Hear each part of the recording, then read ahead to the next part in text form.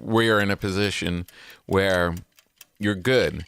So it's different when you're coming up and you're seeing things happening when you have nothing and you're not sure if the road's going to meet you on this journey. Yeah. You know what I mean? Then we were both there though at one point. Yeah, that's the connective tissue. So was Matt Rife. Yeah, right. Before Ralphie paid for his teeth, he was definitely Ralphie paid for his teeth. By the way, I think that's. Oh really? Oh fuck yeah! Have you ever seen Ugly Matt Rife? No. Oh, it's inspiring. Is it? I love Matt Rife, but man, he was hard to love back then. He looked like a foot. That's so crazy. It's breaking bread. I'm going to use my hands. I got in trouble at a party the other night for using my hands. You told me. Oh my God, I did tell you. You told me last night. Fucking liberals.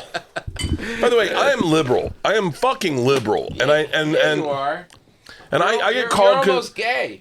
You know what it is? I'm kind of like what's like a gay entertainer that like Timothy Chalamet. He's not gay. He's dating Kylie Jenner. Right. But gay guys love him, right? Sure. So that's why I am to alt-right. You're a gay icon. You're a straight gay icon. I'm a straight gay icon. I have a pretty big, solid gay fan base. You do? Hardcore. Bears. Oh, Bears. Yeah, are we rolling? We are rolling. Good, yeah, Bears. Keep that in. Bears. There's a dude who pulled over. I'm walking over by the bar we were at last night. I'm walking on the side street. I just got my glasses fixed. Yeah. And and this guy stops his car and he's like, "Yo, I know you, but I don't know you." And I said, "What?" And he goes, "I get sent pictures of you all the time. You're very big in our community, and I know you're a comedian, but I don't know who you are." And I said, "My name's Bert." And he goes, "Yes, you are. You are adorable." And I was like, "Thank you." And he goes, "I am very big in the bear culture, and we send pictures of you all the time." Oh my God. And I was like, wow. And you know what's so What a crazy? compliment. You know what's even better? Is like now he gets to send me pictures of other comics and go, "Who is this guy?" So the other day he sent me a picture of a guy in a hot tub. And he goes, "He is gorgeous. Tell me you know him." I said, "I do." He goes, "What's his name?" I said, "Sean Patton." Oh, he's another bear. And he was like, "He is beautiful." I was like, "You don't even know." He's another bear. Yeah. But the best is, so then I did a podcast with two country western stars. Yeah. Is it just country stars? Hold on a second before you launch into that story. Yeah, please. Thank you for the vodka. Of course. Thank you for being here. This is our last podcast of the year. And we said as a group, who do we want to close out the year? And we're like, well, it should be a party. It should be, we should have food. We should have things from around the world. We should drink. Nobody drinks. Bert, we need Bert. And you came. Thank you very much. Thank you. And with your vodka, I have made you a Rickles. I met Don Rickles in Montreal, and he took me back to his dressing room, and he puts everything from a martini in a glass, rest in peace, puts everything from a martini in a glass on the rocks, rather than shake it. He goes, "I don't have time for that. Just give me all the stuff." So this, my friend, is a Rickles. I love it. Here's to you. I love it. Cheers. Cheers. Oh, that's fucking amazing. Isn't it great? That's great. And by the way, It's great. Can I tell you what I like about this?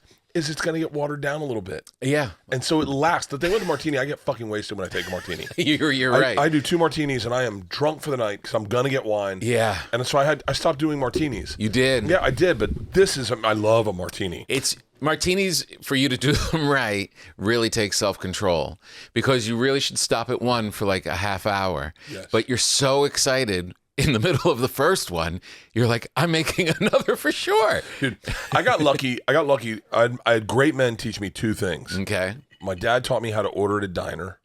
Like, let me explain a diner to you. Right. Okay. And then my Uncle Jerry taught me how to order at a restaurant. Like he taught me how to, I do this. I'm going to be disgusting right now. And I know the young people are going to go, I can't believe that you do this. They know you. I will stop a young man, only a young man. I will stop him in the middle of his meal if he's not holding his fork and knife right. I will correct him. From another table? No, if he's at my table, okay. I will say, whoa. Let me help you. This is good. Because in life, not enough men do that to other men. And then you get kids who don't, like my Uncle Jerry, we went to the Final Four when I was in 9th grade. And he taught me how to hold a fork and knife, and he taught me how to use the fork and knives. Like you work from the outside in, and that for each meal, that's what it is. And he taught me you hold a knife in your right hand and a fork in your left, and you hold the fork upside down like this, and that's how you cut a steak, and you eat with this hand. And so he taught me that. I have stopped dinners. And wait, can you? What's the napkin part? So where's do we have like a? I wish we had. Give me. I don't think we have a fork, but you can just look. Okay. So say this is your fork, right? Okay. And you put it in your mouth. Well, you hold it upside down so the tongs are facing down. Okay. And you cut your steak like this, one piece at a time, and then that goes in your mouth. Right. You don't cut your whole steak. Right. Like you have a choking hazard. like you're a 3-year-old, and mom's cutting your food for you. So we were with one of our tour assistants, and we were out to dinner, and he went to go eat a steak, and he held the knife in his left hand and his fork in his right hand like this. And he plucked it, and he cut it. And I went, I'm going to stop you right there, Kyle. I'm going to stop you right there. I said, I don't mean this disrespectfully, but I want to show you how to hold a fork and knife. Because you want to be a grown-up. Yeah. And you want to go to important dinners with people. Yeah. The first thing you want to do is go like, hey, man, I'm a little cultured. Yeah, exactly. I know my way around. I showed him, and he was a little hesitant. The next night, we go to dinner with an animal. I mean, an animal. I mean, just a guy that I don't think anyone respects this guy. But I brought him out to dinner because he's nice. I like the guy, but he's just an animal. And we all ordered steaks, and you could tell. I told Kyle also, you always get your steak medium rare. Always get it medium rare. Chef, whatever the chef thinks, chef's gonna say medium rare. Yeah. He was really go around to get steaks. This guy goes, well done. I want it well done. And this guy is not my father-in-law. And then I watched Kyle grab his fork and knife his old school way, and I didn't say anything. And then as our steaks came, he went to cut, and I went, hang on, stop. Take a look at the animal. And he looked over, and they were holding the fork and knife the same way. And I watched silently Kyle go. And so, but my Uncle Jerry taught me, you always start your dinner with martini. We always get a martini right away. Get a martini right away. Dirty absolutely. martini. Right off the blue bat. Cheese olives right away. Oh, it's the best. It's the best. It is the best. And I have to say, there's something different about getting a martini at a table with a tablecloth than it is anywhere else in the world. Yeah. You can get it at the bar. You can make it at home. A tablecloth, white really, it just feels like pitch perfect for some reason. Last night at your party. Can I stop you and tell you something very important? Yes. Last night at our party, you walked in and Leanne overheard two of our closest friends go, oh my God, Tom Papa's here. I swear to God. And I was like, for real? And they're like, that's Tom Papa.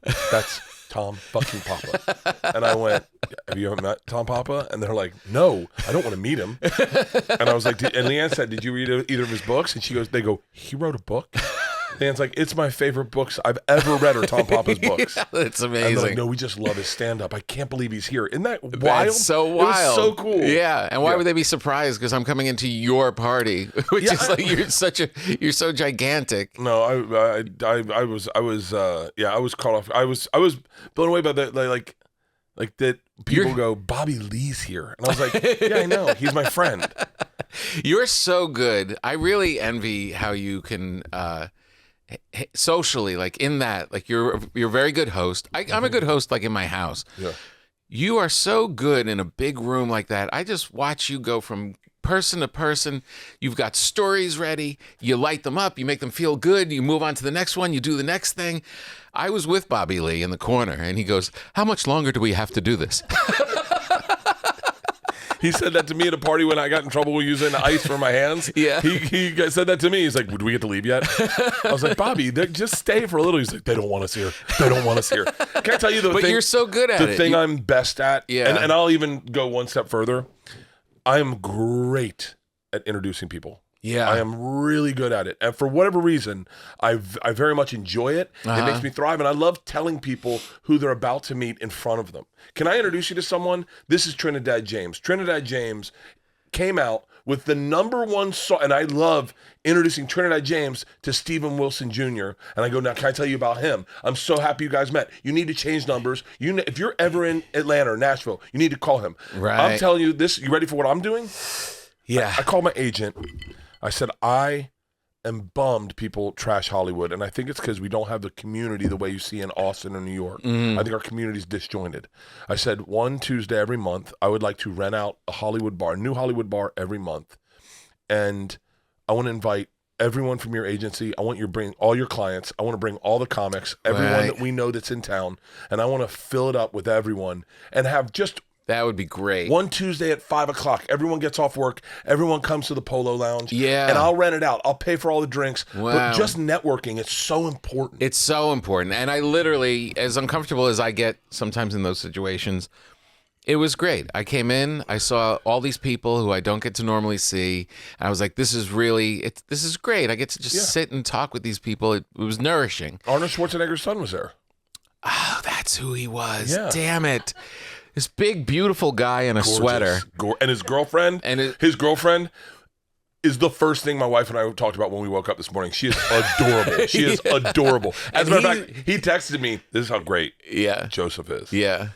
He's so much like his dad. Uh-huh. He texted me first thing in the morning. He said, thank you so much for inviting us to this. That's the way Arnold works. Yeah, so exactly. When you work with Arnold, he follows up next day. Hey, tell him that's Arnold. Yeah. He's like just like his dad, and he's like, "Thank you so much for you and Leanne inviting us to this party. We had such a great time. We need to do something together." On my way out, after I said goodbye and I was heading out, him and I did a little shuffle getting by, and I'm like, "I know this guy. Is he a comic?" Yeah. And I just like said hello and grabbed his arm, and he's like a rock. Yeah. And I was like, who is this guy? I could not put it together. This is why I can't do the hosting thing at the Polo Lounge, because I would be like, Trinidad Jeremy, I want you to meet, what's your name again? Like that thing, being able to keep everybody in your head, that is such an advantage. I only invite people that I know.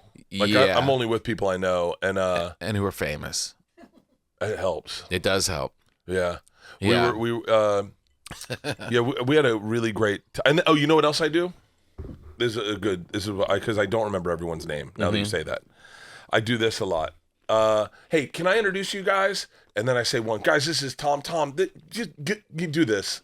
And then everyone's like, hi, I'm Tom. And then they get their names out. And sometimes I don't remember people's names because of it. Have you seen the guy on Instagram who's like, the best way to drink wine is to get some salami? Have you seen that guy? No. Am I the only one? My algorithm's so fucked. It's a guy with beautiful. He looks like Tommy Gunn, the boxer. He's got a clear speech impediment, and he's like, the best way to have wine is you take salami, grease got all over your cheeks. And then he raises his wine. His wine's got ice in it. He had to do a follow-up video defending his ice. My algorithm is so weird. It sounds good, though. What I like? Mm-hmm. Like I'm not in the like I'm not in the like anti-trans. Like, oh really? Anti-vax. That's all mine is. I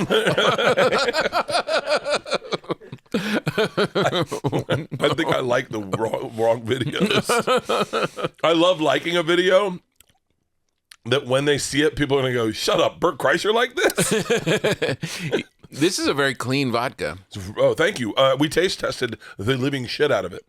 Like we tasted 14 different profiles. We found I like it. We found the one we wanted, and it's basically triple distilled. But we tasted a bunch of different profiles, and at the time I wasn't drinking, so I just had to put it in my mouth and spit it out. Oh, I remember that week. Yeah. But I love it, and I put it up against. And it's really good. It's like a kettle. We won a ton of taste tests. Oh, really? Yeah. Wow. And we're different. What's the name mean? Porosos for bears. Oh, for bears. Oh, yeah. You're definitely getting laid. Ooh. You should go do gay cruises, dude. Well, what's so funny is we did like a bottle signing in Orlando, and our team hired like two beautiful young ladies in like under boob showing with Poroso shirts and hats. Yeah.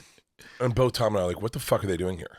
And they're like, they're models. It'll help, energize the crowd. And they're like, you don't know our crowds.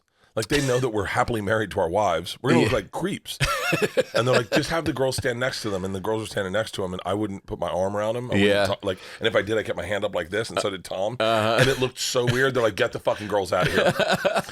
And then they were like, hey, do you guys, what would you do instead of those girls? And we're like, I'd rather two dudes in leather strap-ons with ball gags in their mouth. Hairy as shit. I would love that. That's our brand. Then you be in a bear hug with them. Yeah. Did you have a good year? Was it a good year for Bert Kreischer? Surprisingly. Yeah, surprisingly. Why surprisingly? I feel like lately you've had nothing but good years. I'll tell you what. It was really difficult. I only toured until July. Oh, right. And I remember that. Yeah, and then in July I decided I'm done for a while. So I've been off. And I had a really hard time.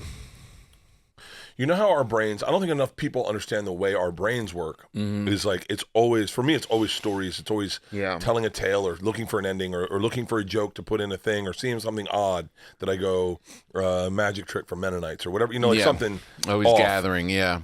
When you're not getting ready for an hour or you're not preparing, your brain is sitting rudderless with just bad thoughts. Right. And so I had a hard time transitioning my brain into not like I don't really look at comments, but like sometimes I'll catch a comment on accident. Yeah. Like I'll tap a button and go, "Whoa, I didn't need to see that." Uh-huh. Or I'll like I googled one thing. I'm not gonna tell you what I googled, but it was so bad. I'll tell you what I googled because it was like so innocent. It was so innocent. What? And I'm sharing this, so don't be a dick. I'm just sharing. I wanted a picture of me lying down. Okay. And so I was like, there's got to be one on the internet. So I googled Bert Kreischer lying. And it was like, and I was like, hey, let's see what pops up. And it was like, Bert Kreischer is the biggest liar. He's never told the truth. He's so full of shit. The machine story never happened. And I was like, what the fuck? And then I was like, I can't Google anything anymore. So like, but like that shit would catch me. And I was like, I can't give that energy to, I can't allow that energy in my life. I don't want some random guy who's just trying to get clicks. He's just trying to get clicks. And he probably follows everything I do so he can accrue the material. I can't let that ruin one of my days. Yeah. So that transition was rough. And then once I got into the end of the year, I was like, I started getting really panicked about money. Like I got money. I got really panicked about money because I was like, I'm not making money. Like, right. Like if you're not making money, what the fuck you doing? Like, well, I don't mean to pry, but I would imagine the other things that you do are making money beyond stand-up. Yeah, but like that big tour money. The big tour money, right, is like for me, it's where you go like. Did you see Santino last night when he came in? Yes, I had the funniest interaction with him. He comes in and he goes, I was there with two agents, and he comes in the front door and goes, yeah, the Billboard earnings are out. Matt Rife, $85 million last year. Nate Bargatze, $54 million. Yeah, have a good party. Try not to kill yourself.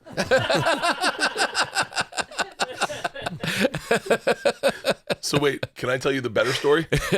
So he walked in the party and I saw him and I was talking to someone, and someone on my social media team had posted my earnings because I'm on that list. I'm number 6. Whoa. Yeah. And so, but that's the good thing is I didn't know. I didn't when I saw it. I got the top 10 like everyone else, and I was like, okay, I'm not on it. I get it. Cool. I had a good year last year. I can live off that. Right. And then I was number 6 and I was like, what the fuck? And then I saw it posted on my socials and I went, hey, take it down. Right. Victoria posted it. I'll tell you who posted it. She's one of my favorite people, works for me. She was doing it because she was proud of me. But I saw it and I went, please don't post that. Yeah. Because I was like, that's not what I want to share with my friends. Especially after you just said on a podcast that you were worried about money. Yeah. And so she took it down and she said, I think it was okay to post. I said, you know what? It's not. So now I'm telling this story to Mark Smalls and Jake, right? I'm telling this. Yeah. And they're like, really? And they're like, who else is on the list? And I said, well, Matt Rife. And then as he said that, Santino walked in and walked over to where we were standing. I said, Matt Rife was number 2. He made like $85 million. And Andrew Santino, if he had only fully committed, it would have been the funniest thing ever. He goes, Matt Rife made $82 million. He goes, good night, guys. And he walked out of the bar. And I thought if he left for real, it would be the funniest thing that ever fucking happened. But you can't begrudge Matt Rife making that much money. He is. His specials were. I'm telling you right now, both the specials were really great. Right. And they're not playing. Look, we're not. He's not taking any ticket sales away from us. None of his fans are going to our shows. My wife doesn't even know who he is. My daughters don't know who he is. But so you can't begrudge Matt's success. And then Nate Bargatze, I mean, man, he's having a crazy. He was number one. I think he made something like $100 million or something. Whoa. But he does arenas, and he does 2 shows in arenas. Jeez. So he does a 4 o'clock that everyone brings their family to. Yeah. And then a 7 o'clock where everyone brings their family to. Yeah. And so I remember when he told me he was doing 2 shows in arenas, I knew what the money for 1 show at arena was. And I was like, and I go, well, if you're doing 2, I know they're both clean. Yeah. And he said they're in the round. So now I go, I'm always, and I'm just like, whoa. No killed seats at all. No killed seats at all. Jeez Louise. And so, but I don't, God. I've never been someone that hates on someone's success. I always celebrate it because I always go, that's possible. Dude, I remember the first time that came out. First time I ever saw it. Uh-huh. Sebastian Maniscalco made $12 million. Right. And I was like, you can make $12 million doing stand-up? Yeah. I was like, I was like, Lord. Listen, I'll tell you even better one. I went to the Ryman, me, Nate Bargatze, and Ari Shaffir. Uh-huh. None of us could sell a club at the time. Mm-hmm. We were doing the Nashville Comedy Festival. I think each of us had a night at Zany's. Mm-hmm. And we saw Angela Johnson at the Ryman. And she told the nail salon bit. And they went bananas. Yeah. And in the Ryman, I said to the Lord, I said, God, I didn't know what I was asking for.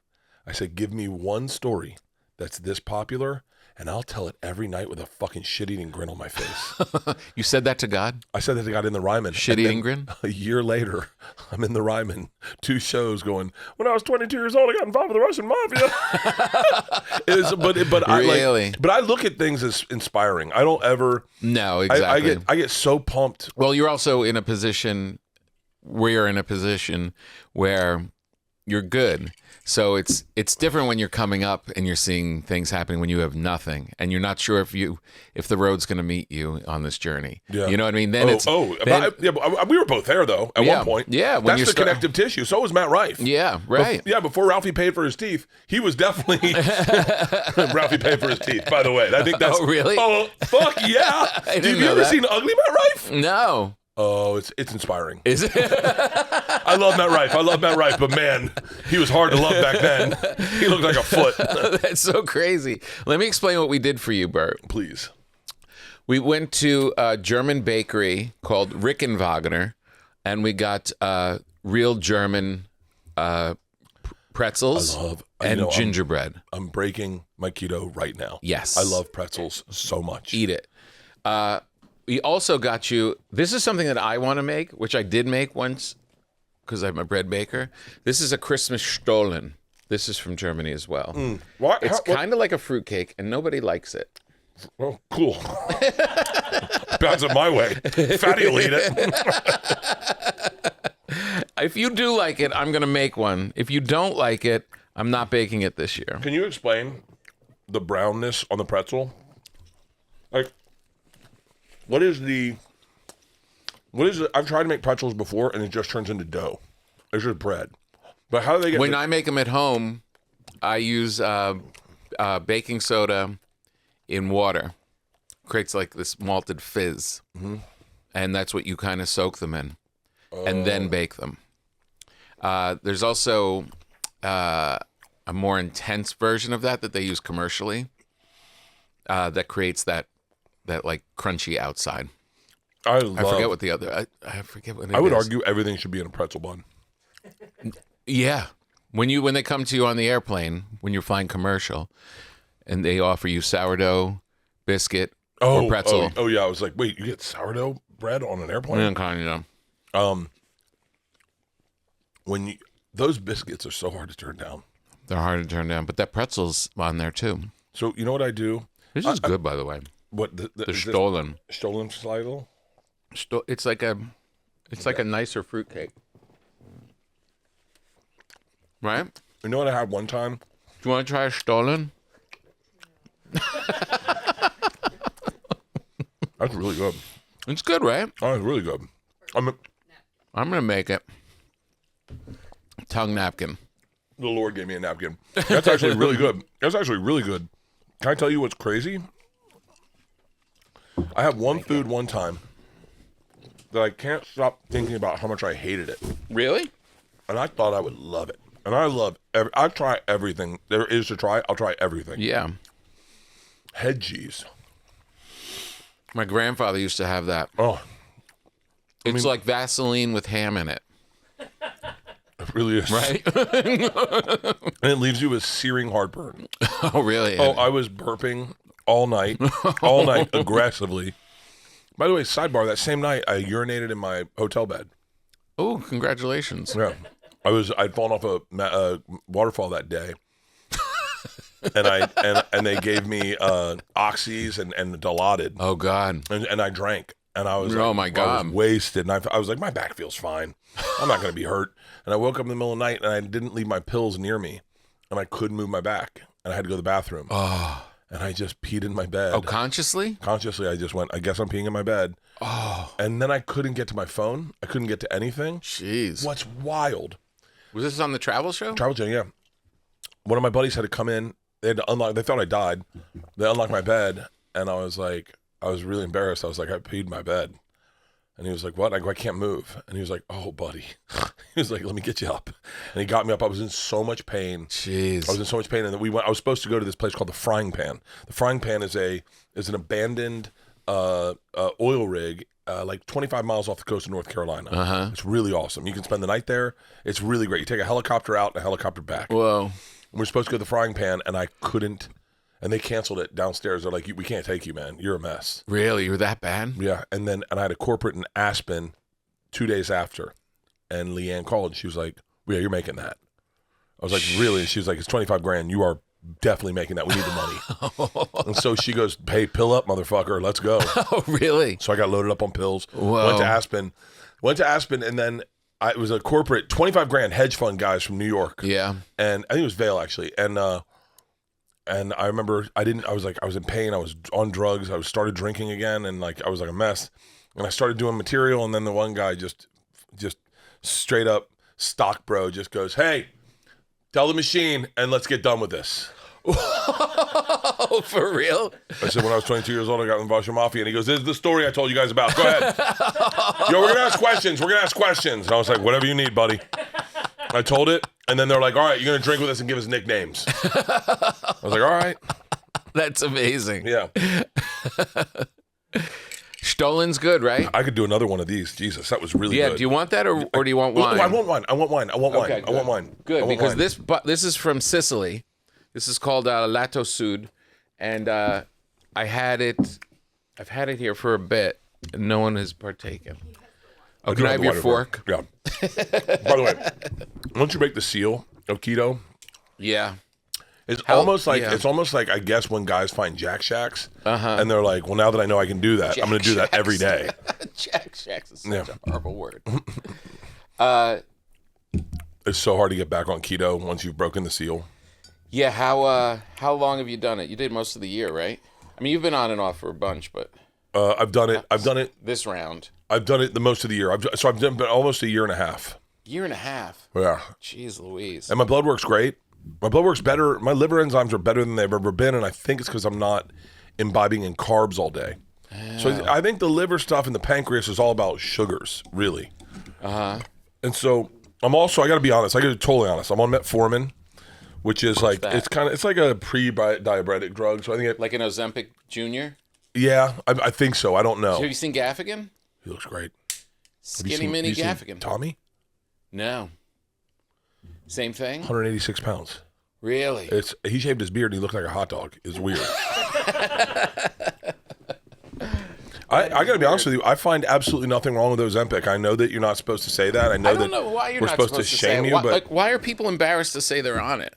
Because it's like, there's a famous guy who lives up the street from me. I won't name, and he looks amazing. What's his name rhyme with?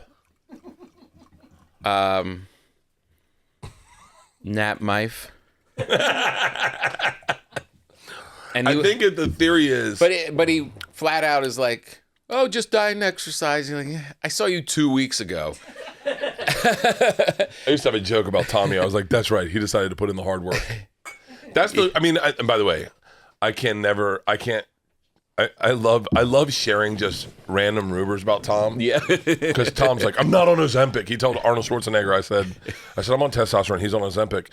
What advice would you give to a fat guy who wanted to lose weight? And then Tom's like, I'm not on Ozempic. I'm not on Ozempic. I think the shame comes in the fact that, for lack of better words, and these aren't my words, but I think they gave up. Gave up trying. It shows you don't have discipline. Shows you're like, it's the same thing with like a lap band surgery, where they're like, when someone loses weight from a lap band surgery, you're like, oh, congratulations, what did you do? And they're like, oh, I got surgery, and you're like, okay, that'll work. Yeah, but it's like if I cut both my hands off and I was like, I quit drinking, Tom. You're like, well, you also cut your hands off. Yeah, but no one's strong enough to get rid of all of this and live it. You know. Well, here's the thing: is then, yes, would you do it? I wouldn't. I'm saying right now, don't do it. I was 285 when I started losing weight. Mm-hmm. And I'm glad I didn't do it, but I would totally do it. I don't want you to. I would do it unless your health dictates that you should do it. So you look great. Like I don't want a pared down version of you. Yeah, that's the other thing. Is like you know, it takes your face out. Oh, my face is not going anywhere. My face is so fat and red. I look like Santa Claus. I've been offered so many roles of Santa Claus, like so many. It's fucking. Why didn't you say yes to all of them? I said yes to a couple, and then they were like, "You're too fat." I'm on testosterone though, and I was something I was hesitant about getting on because I was like, I don't know, what do I need a drug to get, you know, in shape? And I'll tell you, it just gives you so much energy. Really? So much energy. And Tom, this is wild to say this. I benched 305 2 times today. I know you don't work out because you don't know what that means. You literally went, cool. No, I just was having a flashback. The last time I talked about benching, I was a junior in high school. Yeah. I'm gonna. So this is my. If we're talking New Year's resolutions, right? This is how it works. Okay. So I made a very irresponsible bet, probably 2 weeks ago, with Bussin' with the Boys. You know those guys? No. Taylor Lewan, Will Compton, 2X NFL players. They're great guys. They're funny as shit, but they are like amazing NFL athletes and legit athletes. Right. And I told them I can bench 300 pounds. And they didn't believe it. And I showed them a video, and in the video, I can't bench 300 pounds. My leg cramp, it's bad. And then they made a bet I couldn't bench 315 by the New Year's, by January 1st. And I took that bet.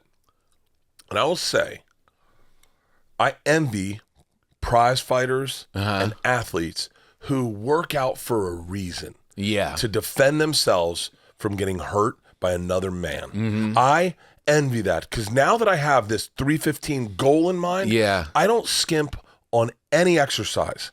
I do every exercise to its full range of motion, to its full elasticity. I do all of it because I know the harder I work, the closer I am to a goal. Mm-hmm. I'm telling you, if you want a New Year's resolution, put yourself in an irresistibly stupid bet. Yeah. Like I did. Because you will work so hard to accomplish that bet. My next one, Jelly Roll just said he's going to do we're doing a half marathon together. Jelly Roll's going to do a half marathon? But you know what's crazy? He's going to walk it. Definitely going to walk it. but what's crazy is, you know, he did the Two Bears 5K with us. Yeah. We were there. We lapped him. Yeah, we did. We love Jelly Roll. Jelly Roll's the best. He cheered us on when we went by. But what's great about that is he accepted the challenge of doing it. Yeah. He put it on himself by doing it when he did the Nelk Boys podcast. And then he had a goal. Yeah. And that goal was not achievable. At that time, he had never walked more than a mile. Wow. And then when he did that, we crossed the finish line and he was bawling, crying, going, I never thought this was capable. But you got to put yourself in a crazy freaking bet. Like, you got to say wild shit at a dinner party that people hold you to. Right, because exactly. I'll tell you, once you have that goal in mind, and I'll tell you, my arms hurt really bad right now. Like, I'm having a hard time keeping them up. Really? I'm in a lot of pain. I can't wait to go home and shoot Testosterone and BPC 157. Would you have accomplished the goal without testosterone? No. Really? No, and I doubled up. I'm using an irresponsible amount of testosterone right now. Really? Yeah. You're supposed to do it every 3 days. Do you have a boner all day long? Buddy, I am bricked up all day. I told that to someone last night. I forget who I was talking to. I think it was my agent, And I was like, yeah, my dick's hard all the time. It's crazy. Poor Leanne. But it's what's crazy is it's no hard. wonder she has her own podcast now. Yeah. She's trying to stay out of the house. What's weird about testosterone is you can't always orgasm. Because you're not producing. Oh, yeah, that's a downfall, too. No. Yeah, disappointing all the women with your inability to orgasm. 20-second Tommy says, I don't see the problem. Trust me. It becomes a problem when your wife's 54 and she's like, am I not turning you on? Because you're hard, but you're just going, I know. Is it me? Let me slam in the door a couple times. That's so sad. Yeah. Oh, Yeah. man. We're having sex like crazy. She's on testosterone, too. Is she really? Yeah, I talk about it in my new special. When's this come out? Tuesday. Yeah. I can't Before announce. Christmas. I'm announcing when my special comes out Christmas Day. That you already shot? Yeah, I already shot it. From before the break. Before July. It was the last show I did. And you're going to announce it on Netflix when you host the NFL football? Yeah. Streaming live on Netflix? Mm-hmm. That's big, Joe. Hopefully. Listen. Let me just give you a little backstory on this. I have a radio show on Netflix. Yeah. With Fortune Feimster.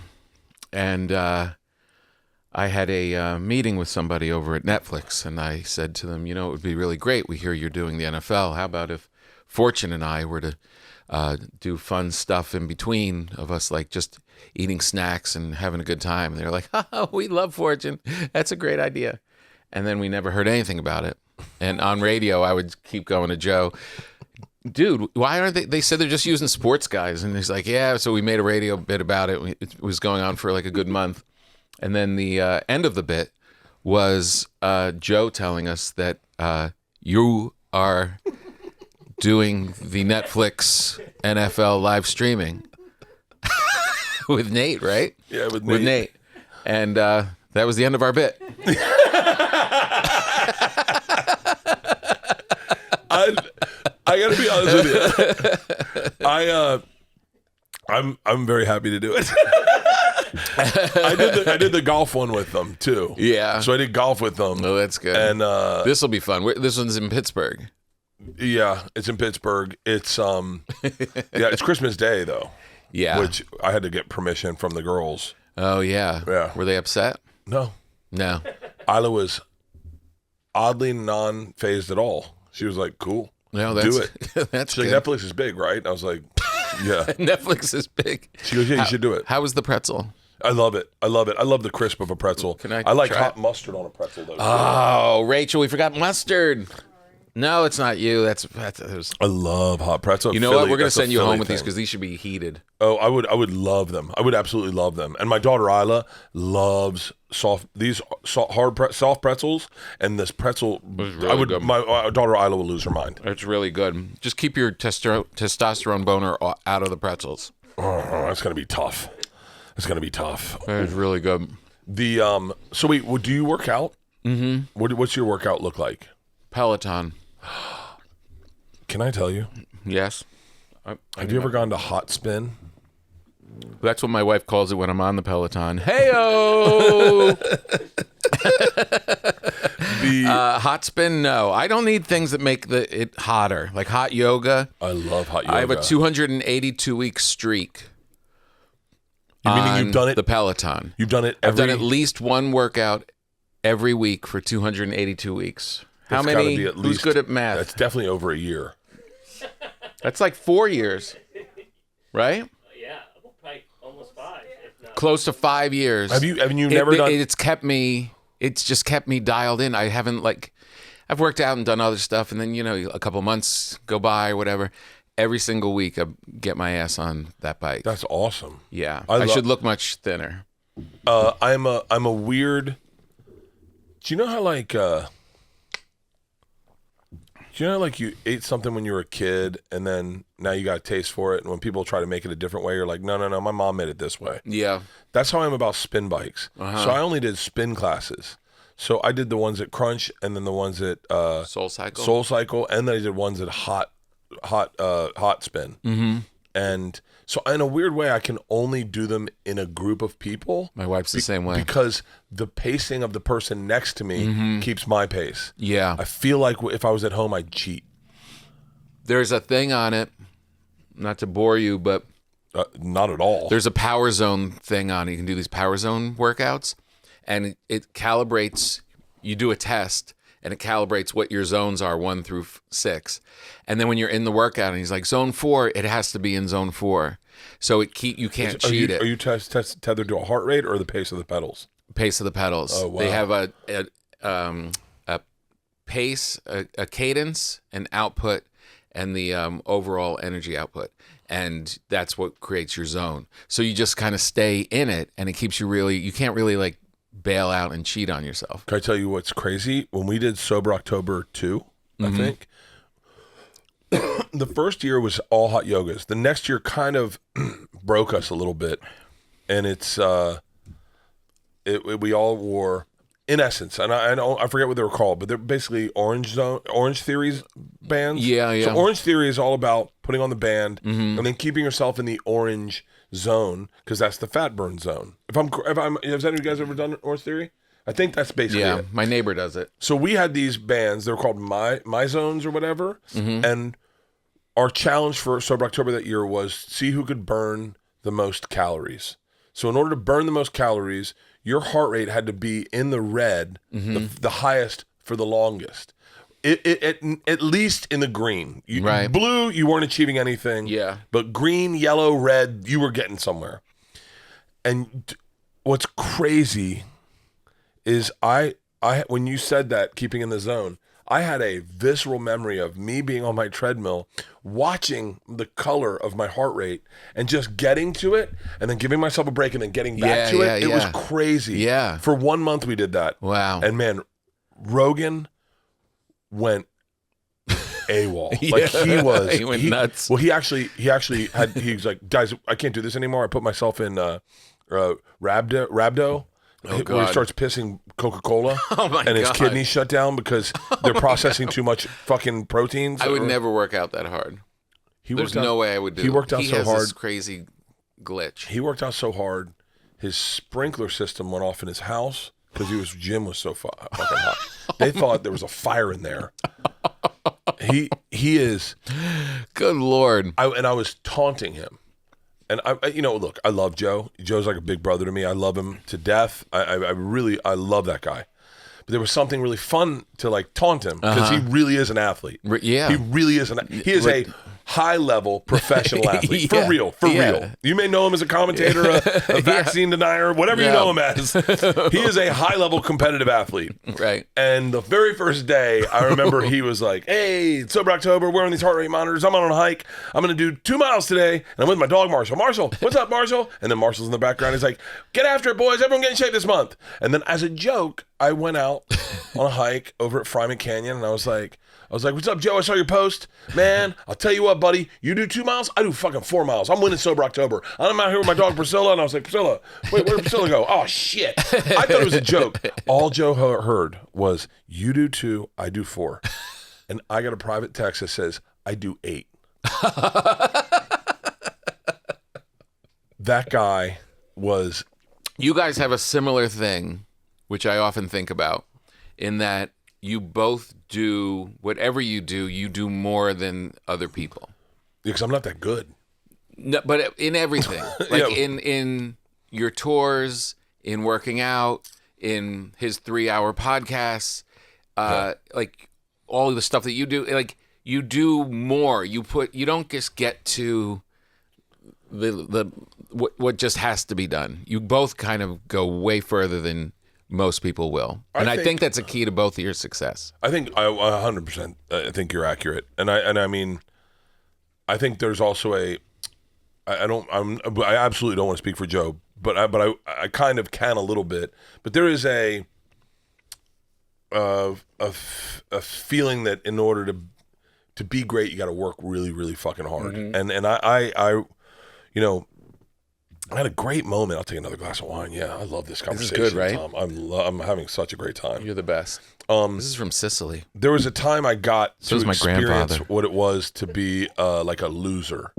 And realize this may not happen for me. When were you a loser? I got fired from Travel Channel, and I think I just gotten past the store, but I was also like 43, and I was kind of lost. And Tommy's doing theaters, and Rogan's podcast is blowing up, and I'm not really moving tickets, and I just remember going like, am I cool with this? And I was like, I'm not. Like, how do I get through this, and how do I get to the other side of this? And I was just like. I remember that year I was in therapy really aggressively that year, and I remember my therapist saying, it was like a really simple statement. It was like very simple, and I expounded crazy on it. I said I'm supposed to go to the Comedy Store tonight, but I don't want to. And he said, but didn't you say like at the beginning of this year one of your goals was to be a comic at the Comedy Store? And I said, yeah, I want to be passed. And he said, well then you definitely have to go tonight. Because if that's what you want, you have to go. And he said very casually, I know it's uncomfortable, but you're going to have to put yourself in uncomfortable situations. And in real clear, I heard, in order to succeed, you have to make yourself uncomfortable. And so I just looked at everything that way. I was like everything. If I was embarrassed to release a dance video, I was embarrassed to do these things made me uncomfortable. I was embarrassed to do promo videos. So I was like, what if people don't laugh? And then I was like, don't worry. If they don't laugh, they didn't see it. Yeah. Or if it's not funny, they're not going to sit and think about the thing that didn't make them laugh. Right. Just keep putting out shit. That's smart. And so I put myself in uncomfortable situations. Like crazy. And but I think Joe does that. I think Joe's mentality, and I'm certain he's probably said this somewhere, but is do uncomfortable shit. And I think that the way his work ethic is crazy. Yeah. It's crazy. I remember I went out to dinner with him and Andrew Schultz, and here in LA, and Joe's like, we should go out for a steak, and I was like, oh, that'll be cool. We'll all go hang out and eat steak, and I'm like, I probably should Uber because I'm not gonna I'm gonna be drunk. And we went out, and he knew the guy, of course, and the guy comes out with like these giant steaks, and we're eating, and we're talking, having a good time. And he's like, all right, I got to go do my spot. And Andrew and I were like, wait, I thought this was steak night. And he's like, yeah, this was great. Now I got to go to the store, though. I've got it at 10 o'clock. And he bolted to go do his spot. And I was like, oh, yeah, he doesn't take off. No. He doesn't take off. No. I mean, I haven't talked to him in a long time. Are you serious? Yeah. Really? Yeah, I'm sad about it. Well, call him. I try. He doesn't pick up. Oh, he doesn't. Well, by the way, I was on his podcast once, and he started talking about Fauci, and I started making jokes, and I think he thought I was serious. And I haven't spoken to him since. Oh, he loves you. He loves you. He loves you. I haven't seen him in such a long time. No, that's the hard thing is he lives in a different world, like Austin, and his world is like. I mean, I gotta be honest with you. I don't know, man. I really couldn't. I mean, I probably talked to him recently. I'm guessing. I don't know, but I don't know, but I don't. But like, I don't. Like, I know I reached out when I was in. I know for a fact I talked to him the other day because I had a kidney infection and I needed a doctor, and he reached out. And so because we were in Austin, all comedians call Joe.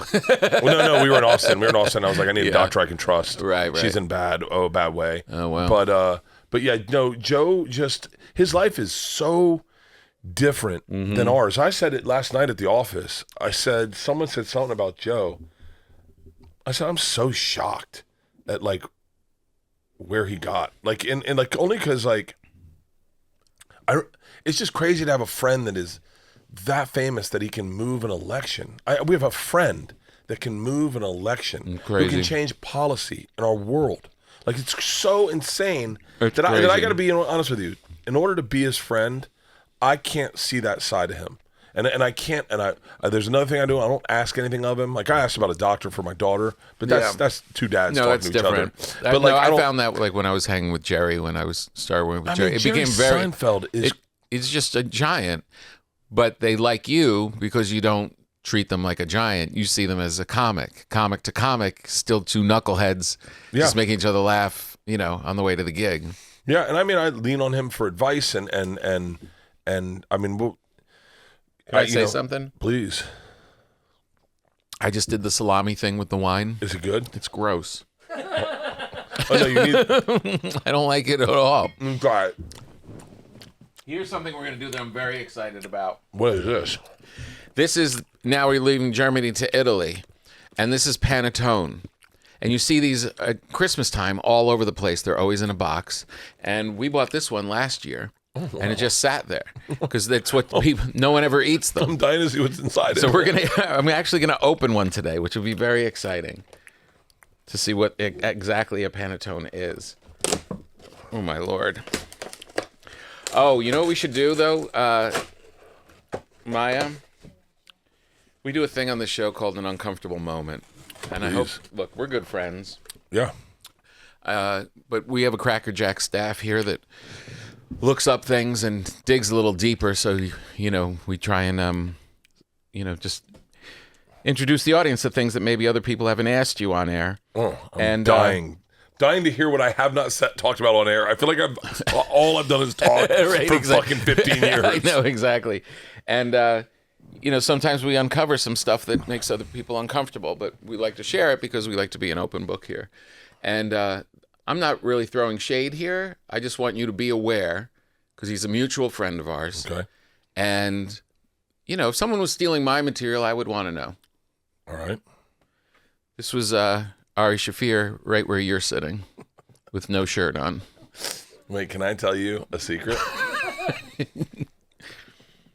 So I got a text from someone I'll name unnameless in Boston, in New York, at the cellar, and they're like, sent me a picture. They're like, Ari Shaffir's on stage shirtless right now, and I said, really? And they said, yeah, just giving you a heads up.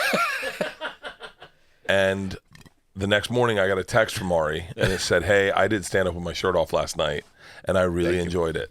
I just want you to know that it may happen again, and I hope you don't think I'm stealing from you, but it's really fun. Who else could he be stealing from? And I said, and I texted him, I said, it's fucking awesome, isn't it? It is so awesome to do stand-up shirtless. It is so awesome. Do you remember when Natasha Leggero did it? Yes. And she got off stage, and she was shaking.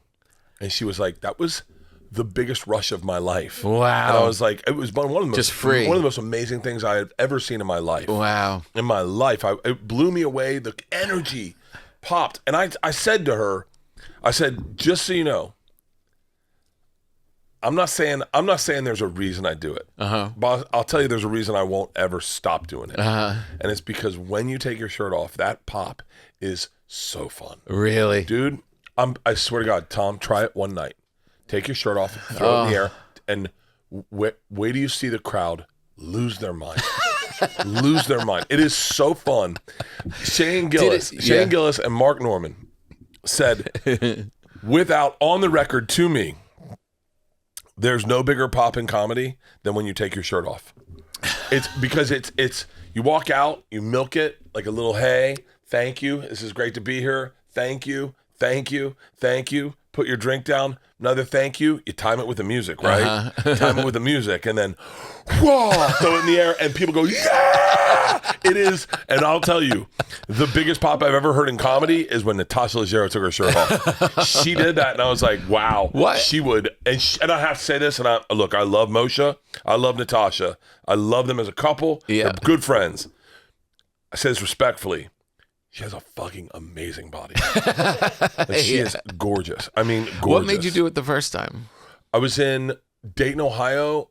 The first time I ever did it was in Dayton, Ohio, and I was it was a Thursday, and I was sitting in that corner. You got to know this club, but I was sitting in that corner where you're waiting to get called up on stage. You walk in the door, you go down. Maybe people are in high tops. No one was in high tops that night. There was maybe 64 people in the room. Yeah. And I was sitting there. And I had a 6-pack of beer in a bucket that I was going to drink on stage. One show Thursday night, and I was like, this weekend's going to fucking suck. Yeah. And I was like, I'm missing my girls. I'm on the road. I'm on the road next week. I'm on the road for the next 13 weeks. Yeah. This is going to suck. I'm making $1,300 this week. And this is not what I signed up for. And I thought, don't bring that energy into this room. Like, don't bring, like, they didn't come here to hear that you're like, because I was like, because what if I get on stage and I'm like, I don't even want to be, like, you know, this sucks, world sucks, I miss my kids. And I was like, they came here to have a good time. This is their night. This is their night off, and they spent that money. And I got up on stage. They were playing Black Betty by Ram Jam. And I got a little bounce in my step when I heard it, and I got on stage, and I killed a beer, and I took my shirt off, and the place went crazy. And I went, yeah. And then I put it back on and I did stand-up. And then one night I did it in Columbus, Ohio. There's a comic I really respected. I won't say his name because I won't say his name, just I don't want to say his name. Okay. A comic I really respected. His material's a great comic. Mm-hmm. And I got on stage and I ripped my shirt off. I was doing it every time. I'd kill a beer, rip my shirt off, place would go nuts. And then in this moment, the music stopped, something happened, and I focused on that energy. And I did almost 15 minutes with my shirt off. And then I went to put my shirt back on, and this lady in the back goes, keep it off. And I kept it off, and I did my material, and I did the whole show shirtless. And I got off, and this comic was like, yo, that's amazing. He goes, I couldn't do a joke shirtless, let alone my whole hour shirtless. Right. This is how dumb I am. This is how stupid Bert Kreischer is. Tom, I thought to myself, I swear to God, I had heard one time that Richard Pryor and George Carlin, while they were getting ready for a special, they'd grow a beard because beards weren't funny. And then right before their special, they'd shave it off because a clean face is funnier. So I thought, I'm going to do stand-up with a shirtless until I shoot my special. And then when I do my special, I'll put my shirt on. I'm going to fucking destroy. If this material works shirtless. So then I go to do my Showtime special. And I realize I'm very uncomfortable with a shirt on. Right. And I was like, I got to do it shirtless. Right. I can't wear a shirt. I start sweating. I don't want to wear a shirt on stage. I've been doing all my reps shirtless. I can't go all of a sudden put a shirt on. And so I did it shirtless. Yeah. And Showtime said, it's going to fucking suck. This special is going to bomb. And they were so right. It was the least watched special that they had ever released. Shirtless? I remember, I won't say her name. There was a woman, it was a great woman, Showtime, very cool. And there was a guy, now passed away. I remember both of them said, quote unquote, you're giving them a reason to change the channel. You are actually providing them a reason they don't want to watch this. Yeah. And I did it anyway. It just didn't bombed. play. It bombed because everyone saw that and they're like, what? I'm not watching this shit, and turned it off. Weird. But how many years from the first shirt off at that point? Probably. Couple? No, probably 10. 10? Maybe. Really? I'm guessing. I have to say, 2009, I was wearing a shirt. I was in some hotel and I saw it was like a weird comedy channel that was I don't know, maybe one of those Samsung 5 years, streaming 5 things. years, probably 5 years. 5? Yeah. And it was a show of you in Montreal on a weird little set. I think Jimmy Dore had been on it too. John Dore. John Dore was hosting. John Dore's hosting, that's right. Jimmy Garofalo was on it. And you did a set. This was before the shirt and all. Yeah. You were early on, and it was like you were playing a character. After knowing you for so long as this, it was we were starting and you're finding your way, whatever. But it was a totally different. If you had stayed that way, you would have been just kind of a little funny, but kind of anonymous kind of guy. Yeah. And it was so weird because to watch it all the way through was, short set, 10, 12 minutes or whatever. But I was like, oh man, thank God he found it. Oh, dude. Really? Can I tell you one of the more pivotal moments in my career was I would do my stand-up shirtless, and then if I did something like that, I would let them tell me to wear a shirt, and they'd be like, you need to wear a shirt for this. I'd be like, okay. Right. And I would be like, all right, I'll wear a shirt. And then I see. Big J had a crowd work thing. It was a crowd work show at a club in New York. And I was like, and I brought a shirt, and I was like, and they were like, yeah, you wear this shirt. And I was like, okay. And then Big J was like, wait, what are you doing with your shirt? And I was like, what do you mean? And he was like, aren't you going to go shirtless? And I was like, can I?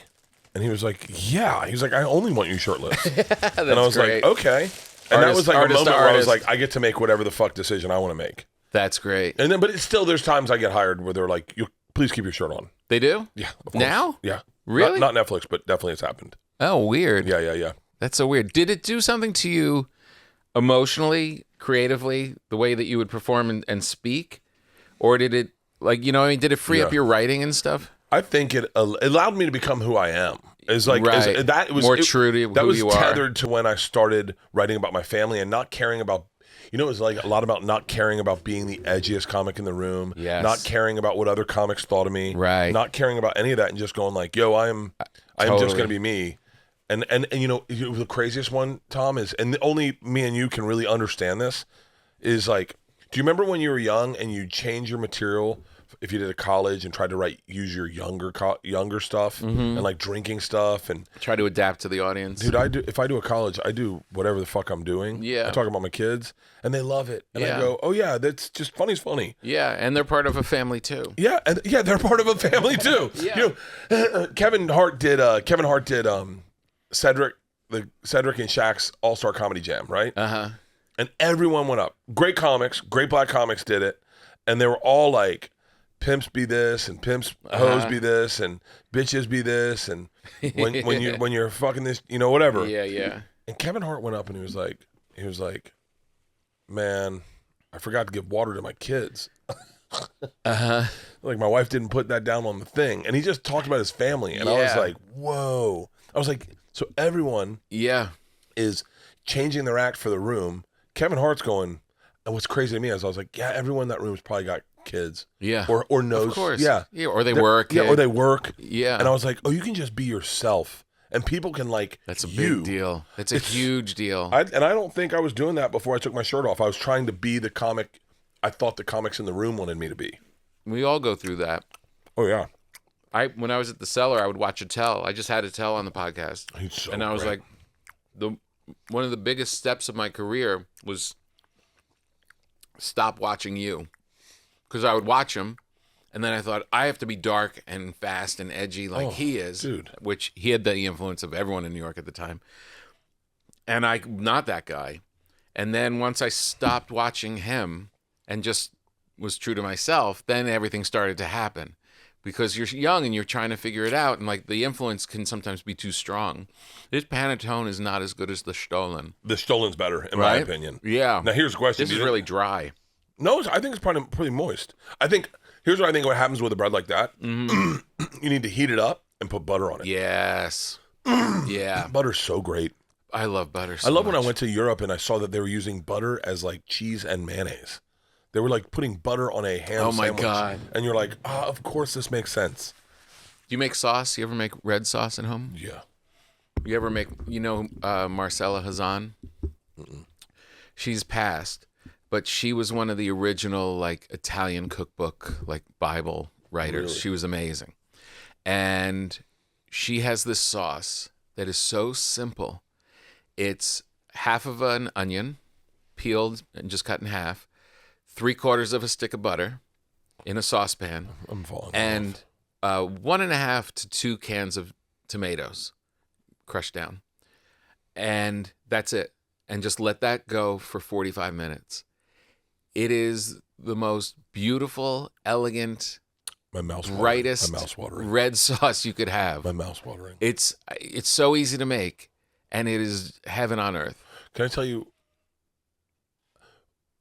Well, my dad one time I was talking about grills, and he goes, "Well, buddy, there's 2 types of people in this world. There's people that like a nice gas grill so they can grill their steak and eat their steak, and then there's a kind of moron that buys a big green egg." And he goes, "That moron is the idiot who wants to open a beer and light up his grill and get it to temperature and make sure he can regulate temperature and watch a little bit of the football game." That's who I am, right? I'm that idiot. And can I tell you, making a sauce is the kind of idiot I am too. I love, more than anything, I love getting the short ribs, and I love searing those. I like making my own meatballs and getting sausage. Yeah. And then I put so much garlic in my fucking sauce. I use so much garlic. Do you chop it up or do you put it in cloves? No. Okay, hold on.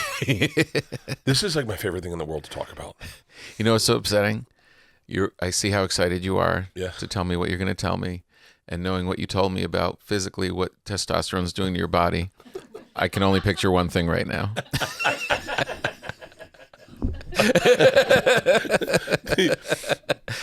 I love finding a garlic clove. And especially when it's been cooked down and it's so tender and it just pops in. It's like a treat. Yeah. But what I try to do is that, and only because of Goodfellas. Goodfellas was the English version. Good fellows. I take a knife and I slice it thin, as thin as I can get, and I do as much garlic as I can possibly get. Right. And I do onions, I do peppers, and I love to let it sit all day. It's the best. Oh, one of the things I absolutely love is making chicken noodle soup for my daughters. It's like my favorite. Georgia came home one night. We were all on the plane, and Georgia we were in the car, and she's like, I don't feel good. I didn't drink that night. We were flying in from like Utah, and I hadn't drank on the plane. Yes, of course. And I didn't drink for no special reason. Yeah. Other than I thought I needed to be of use this night. Georgia wasn't feeling good. We got in and she goes, I don't feel good. I feel like I need some chicken noodle soup. And I was sober. Dude, I went to Ralph's, rotisserie chicken, egg noodles, chicken stock, and a full rotisserie, and chicken stock, onions, carrots, celery, the whole kit and caboodle. Yeah.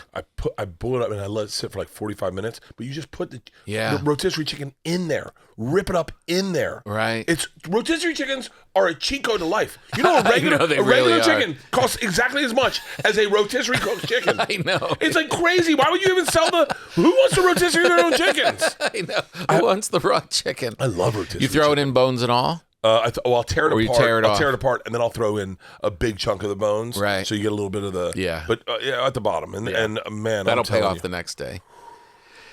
It's bone so good. stocks, if I make anything with bones, I'd make this lasagna for Christmas Eve. That's so interesting. My brother-in-law makes lasagna Christmas Eve. Kimmel told me I'm actually cheating a little bit because I do the Feast of the Seven Fishes, which is the big, 7 fishes. It's a Italian-American thing. And you have 7 fishes on that night. And then I always make lasagnas also. And Kimmel was like, yeah, but that's the reason you're doing the fishes because you don't eat meat on Christmas Eve. I was like, oh, shit. You're right. Of course, God would have to enter this. Because my lasagna, I make the meatballs and the sausage separately, cook them down, and then take them and then slice them and put that into the lasagna rather than just crumbled up meat and all the stuff. I actually make them to the finished product and then slice them and put them into the lasagna. And I feel like Jesus would think that was good. I think Jesus is rolling over in his grave right now going, I wish I had died before lasagna. I never said don't eat meat on Christmas Eve. Think of all the things our ancestors never got to eat. I know. Like they never got a cronut. Pringles. Like I think sometimes about like when I think of like Bobby Kelly quit drinking when he was like 13 or 12 or something. He had already gotten the whole cycle. Yeah, and I was like, so you never got to have a margarita? You just had 2020 Mad Dog? Like you never got to have like a glass of wine at dinner? You never got to have a martini. Wow. You never got to have a Moscow Mule or a cold beer after mowing the yard. You just drank gin in the back of a fucking dumpster at 12. Of course you have a problem. But like I think about that with Fitzsimmons quit drinking early too. Yeah, and they never got all these specialty cocktails that we got to try, like a espresso martini. You never got Bobby Kelly would love espresso martini with a cigar. He would be over the moon. I mean, look, I don't want him to start drinking now, But can I tell you what? There should be the same way they have CrossFit.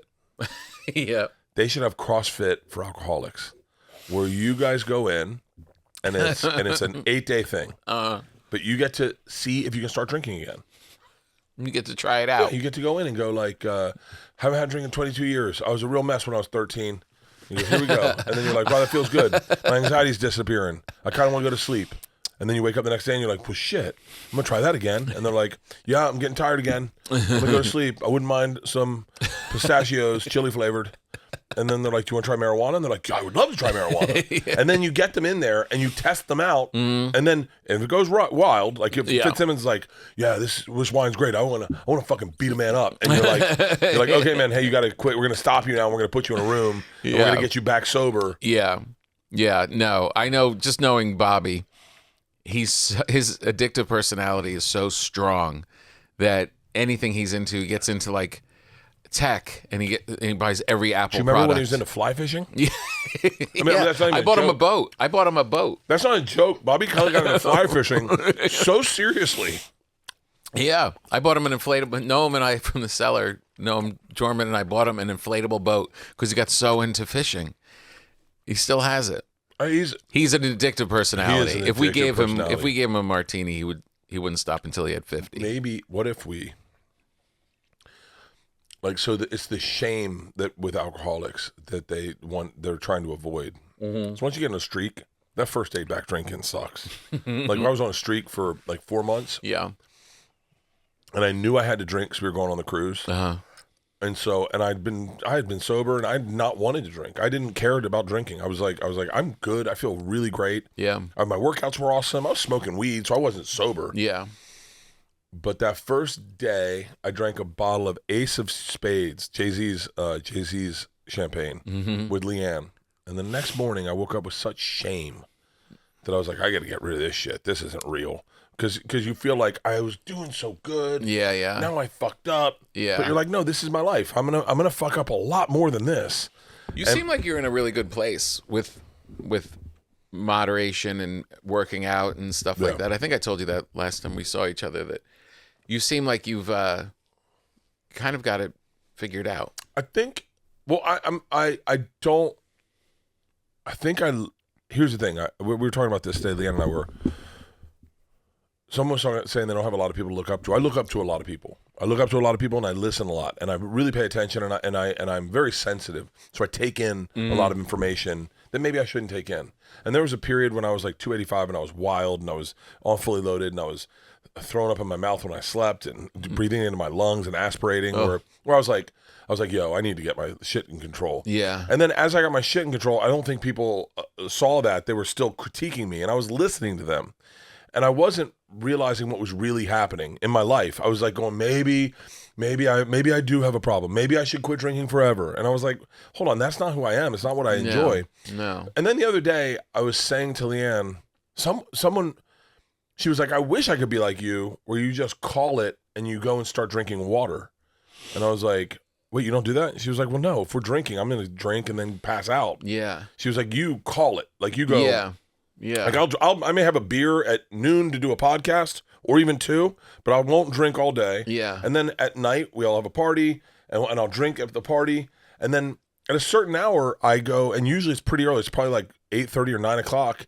I'll drink 64 ounces of water and go. It's time to go to bed. Yeah. And I murder water. Yeah. And I like your way of figuring it out, because it's more fun to be around. Yeah. Like it would be horrible if we were here and it was like, well, Bert's coming for our last episode of the podcast. Get all this shit out of here. But I love this energy. This energy. When I walked into this room and I saw this setup, this energy is why I drink. Right. When I saw this wine, I went, nice. I was like, oh, it's almost like I lose my stomach. Like, do you remember the first time you held hands with a girl? Yeah. And you were like, whoa, butterflies. I'm just touching her hand. I'm fucking Stacy Kordecki. We were at her parents' house at their lake house, and I was forced to sleep on the floor, and she was sleeping in the bed. So we were in different rooms, but it was a small lake house. Uh-huh. And she put her hand over the bed and grabbed my hand, and my heart raced. That's how I felt when I saw wine today. Shout out to Stacy Kordecki. Yeah. She held my hand. And that was like, you're never going to get that back. Those moments in life. Marie Koval. We were in my room. I was in 7th grade. Our parents were downstairs having dinner. I was playing her music that I thought she would like. Mm-hmm. She was in 8th grade. And we were laying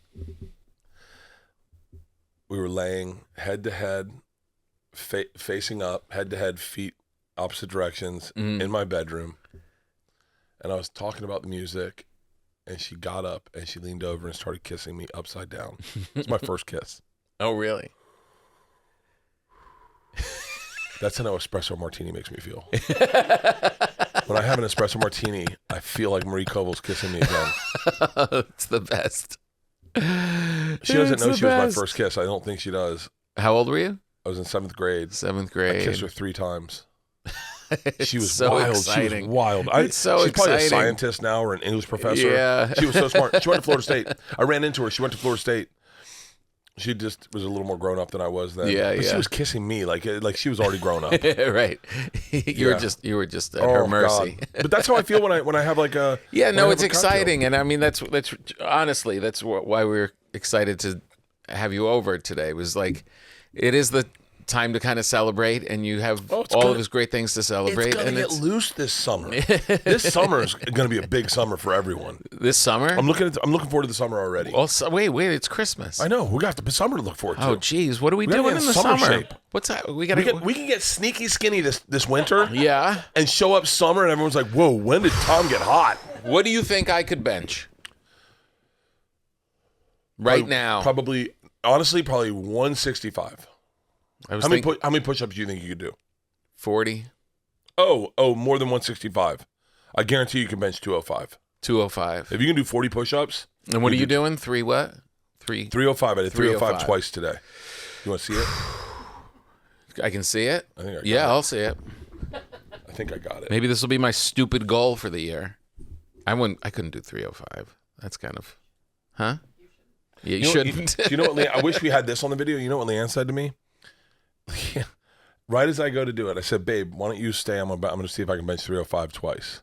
And she goes, "I don't want to stay." I said, "Why not?" She goes, "You're going to rip your pec." And I went, "No one says that to someone right as they're about to max out." Yeah, let me put fear. You're in good shape. You got your cool little pants on. Jump around. Whoa, look at all that weight on there. Yeah. Holy shit. Clean. Whoa. Go. Right. Oh. Holy shit, Bert. Yeah. Whoa. That is 1, 2. It's like 6. Well, I know, but I got old man weights. I know, but it looks so impressive. It looks very Popeye. Leanne goes, "You're going to rip your pec." Wow. I was like, "What the fuck are you saying to me?" That's really impressive. I've timed out my weight lift. I've timed out the song. Like when I do 315, it's going to be New Year's Day. I'm going to see if Jelly can be there to support me. See, I got Busting with the Boys. We're doing it at a neutral gym. 3 plates. It's 345 plates. And I got my song. It's Jump Around. And have you ever heard the story? Can I tell you the coolest story ever? Yes, please. So, and I apologize if I'm ruining this. And if I'm ruining this, go fuck yourself. Ruining I what? don't care. The story I'm about to tell. Oh, okay. If it's wrong, I don't ever want to hear the truth, okay? I don't need to know the truth to feel what love is, all right? Yeah. Right? It's like, do you remember your buddy who was in love with this girl and then everyone said, "She's cheating on you," and then he stopped loving her? Why not just let him live the dream? So, University of Oregon, I may get emotional for this. Okay. I'm being serious. All right. Have you heard this story? University of Oregon is playing Wisconsin. Let's pretend I'm making this story up because I don't know if these facts are accurate. Just do it. Stick with it. University of Oregon's playing Wisconsin. University of Wisconsin's hype up song when they come out and they get on the field and they start warming up is House of Pain, Jump Around. Yeah. Coach comes in, first practice, Monday morning, playing Wisconsin Saturday, and he plays Jump Around. Oregon kids in there hear it and they're like, "Boo." And he goes, Stop. I am about to create a Pavlovian reaction. And they're like, "Huh?" And he goes, Pavlov, tells them the story of Pavlov. Every time the doorbell rang, he'd give his dog food, and then the doorbell ring, his dog would salivate. That's Pavlovian. I'm going to play this song all through practice. This whole week, I'm going to play this song. Every time you hear it, I want you to get fired the fuck up. I swear to God, I'm not going to get emotional. So they have a video. They're in practice. They're fucking dead tired. He plays it, and they start bouncing, right? They're at the end of practice. All right, one more sprint. They play it, and they go fucking nuts. They go out to play University of Wisconsin. That fucking team plays Jump Around, and Oregon goes fucking bananas. And the whole side of Wisconsin goes, "What the fuck just happened? That's our song. That's our song." Dude, fucking Pavlov is a motherfucker. Dude, Pavlov had the key to life. I'm a Pavlov this whole year. Wow. Every time. That's why this is a Pavlovian reaction. Yeah. This is like, I get excited, man. Yeah. That is, I saw that and I went, yeah. "Oh, that's my cheat code to life." Yeah. Everything I don't like, I'm a Pavlov that up. Yeah. That's Anytime a great I don't way want to... 315, I'm going to play Jump Around and I'm going to hear that. See all those Oregon kids just bouncing. I mean, you got to see the video. It's so good. Oh, it's amazing. It's so good. It's these kids owning what pumps them up and making it theirs. Did they win? Oh yeah, they destroyed them. Yeah, Nice. Oregon's the best team in the country right now. Yeah. And that was this year. That was this year. Oh, I don't know. Oh yeah. Right. I don't know. It could have been. They might have lost the game. I didn't actually watch the game. I don't know. But what's it? You're smarter than I am. No, they did what's win. the They did cheat win. code to the Pavlov? How do we Pavlov our lives? Yeah, I know. And then we have to have someone follow us with the boombox. Do you know what I do to Pavlov my life? Cheat code. It was 555. What's that? That's my OCD. You know what I do to Pavlov my wife? It was 5:55. You hit 5:55 all the time? 555. If I ever see double numbers, I'd say a prayer. Oh, nice. You know what I do to Pavlov my life? You ready for this? Yeah. I AI my wife. What? Yeah. Dude, how hot is Leanne in that picture? Oh, my God. You AI'd your wife. Yeah, it's fucking awesome. I am really disturbed right now. She looks incredible. I had no idea this was under those sweaters. Dude, me either. That's crazy. It's wild. That Just crazy. take a look. You see this? How great does she look? She's a centerfold. I post it online sometimes. I told her, I said, can I start an AI OnlyFans for you and just post? I got Yeah.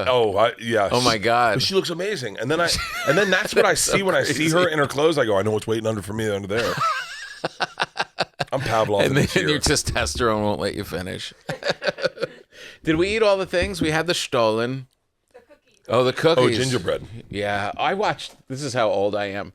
Last night, my daughter had friends over. She's home from college, so they're like partying in the kitchen, having a great time. Yeah. And I was irritated because I was trying to watch on Amazon a special documentary on gingerbread cookies. I was like, shh, he was just talking about the molds, how they pour them all into the molds in Sweden. That sounds great. Now, is this so a good. crisp or a chewy gingerbread cookie? It seems crisp. Well, I don't know. Somewhere in sounds a between. li- This is from a German bakery that Oh, Rockin' I like Foggin'. this. I like this a lot. Oh, I like this a lot. gingerbread is something special. It really is. My daughter sure has shut the hell You up. took an arm. I went ISIS. Oh, no. I'm sorry. That's so funny. You went right for the You head. think these would be really big with ISIS? They'd be like, we love the gingerbread cookies. Bert Kreischer, Yes. 2025. What do you have on your mind?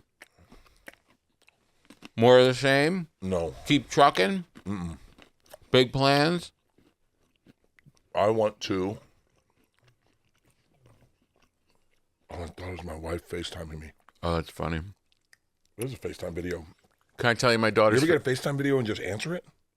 Never. I do it all the time. Who is it? I don't know. Oh, this is a group FaceTime.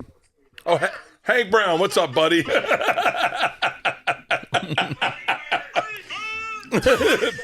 Hey, I'm doing a podcast with Tom Papa right now.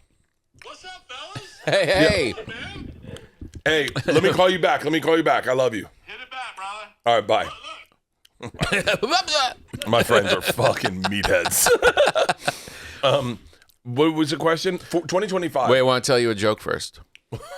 Based on my gingerbread cookie. This is my daughter's favorite joke. Okay. Why did Sally fall off the swings? Because she had no arms. Knock, knock. Who's there? Not Sally. Can I tell you the best knock knock joke I've ever heard? Yes, please. Jesus Trejo told me this. This is a good one. Say knock knock to me. Knock, knock. Who's there? That made me laugh so hard. He did that to me one night, just late night. And I know we were golfing. And I was like, he was like, say knock knock to me. I go, knock knock. He goes, who's there? I went, I don't know. Stupid. It's so stupid. It's so stupid. Oh, 2025. 2025, Bert Kreischer. I would like to go on tour again. But your special's coming out. Specials coming You're out. going to let us know on Christmas Day. Yeah. But you got to figure it's going to be first quarter probably. Yeah. So, and you haven't done stand-up since July. So, I'm not going to go on when are you tour. going to tour? I'm not going to tour until I know my first date. Fall maybe? There's one place that I love to perform every year in Colorado. And you got to book it pretty far out. And so I wanted to do that this year. So that dictates when I start touring. Does it rhyme with Mad Cox? Yeah. Medcox. And so that's when the tour will start roughly right around then. This year, what I would like to do is my big goal is to be in charge of myself a little better. What happened with my career is, and I think Christine is sitting here, she works with me, and she's known me for like 20 years. Wow. At least 22 years. Christine started when she was 12. Yeah. Oh, yeah, that's right. And what happened with my career is it got to a place where it was a little unmanageable, and I had a bunch of people managing it. And number one was Leanne. And Leanne's life became my career. Right. And I assessed it today, and I said, I love what this woman's allowed me to thrive.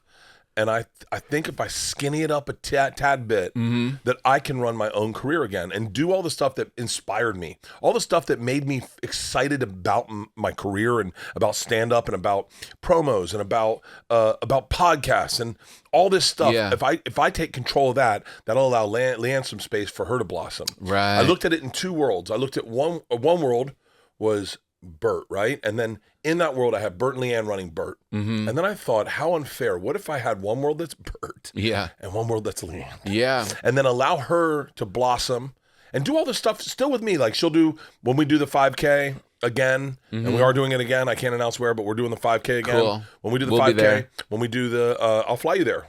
Yeah. Because it's not in LA, I'll tell you what. Okay. You're going to love where we're having it. Oh, we'll go. Joe and I did it. When we do the 5K, when we do the cruise, when we do Fully Loaded, when she'll produce my TV show, my whatever movie I do, my special, she'll do all that stuff. We're still creative partners. I'm glad you're slimming down. Yeah.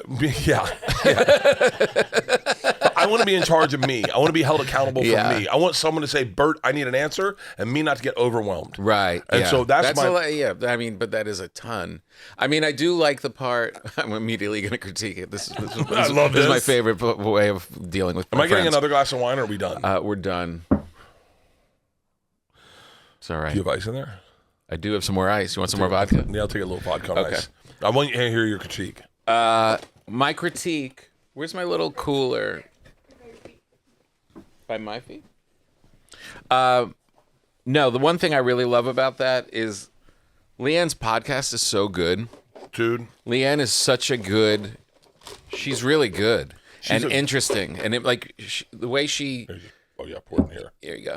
She really Like the idea of her doing more of whatever she wants to do in that space is really, I think, a great idea. and I'll tell you, she is. I mean, listen, you know for a fact, and out of all our friends, I have to say this, and I know it's a self toot or whatever, but like, I definitely try my hardest to give back to comedy, and give back to comedians. Like I Fully Loaded, we bring out 40 comics a year. On the summer on the cruise, we bring out 50. I mean, I try to introduce.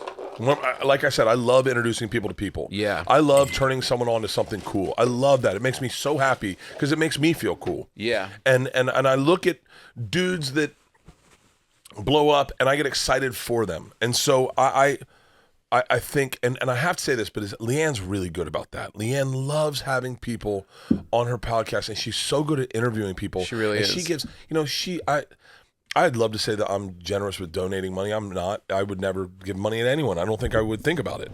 I wouldn't. I'd think It's about weird me. with how close you are to God. Right. But Leanne thinks about it. And that's the only reason we give as much money we do to Comedy Gives Back and all those places is because Leanne's like, yo, I remember when you were a comic. Yeah. When you run the race, sometimes you don't look behind you and you go, what's ahead of me? Yeah. But when you run it with someone else, when you got a chase boat with you, they look back and they're like, you see how many sharks you left behind you? Yeah. And so I would love for her to do more for her. Yeah. But she also seems like she's also gotten very good at doing the team.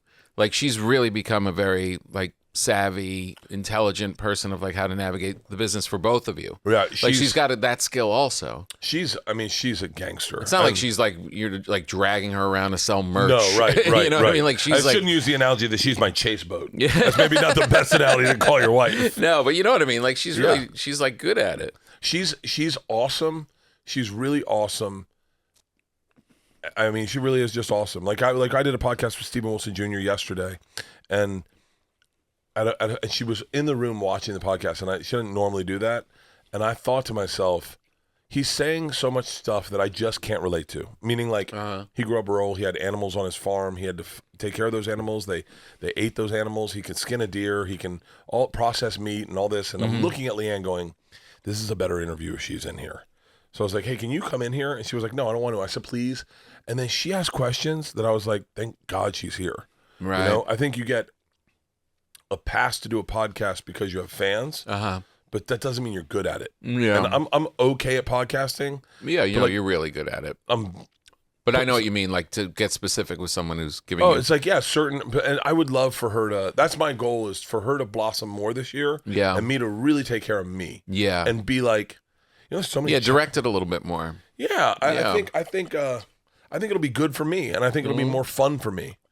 Yeah. Well, it becomes something different from just taking orders and saying yes or no to gigs and that kind of thing, and you actually kind of have some thought behind what I want to actually create this year. Look at how big Joe's, for lack of better words, empire is.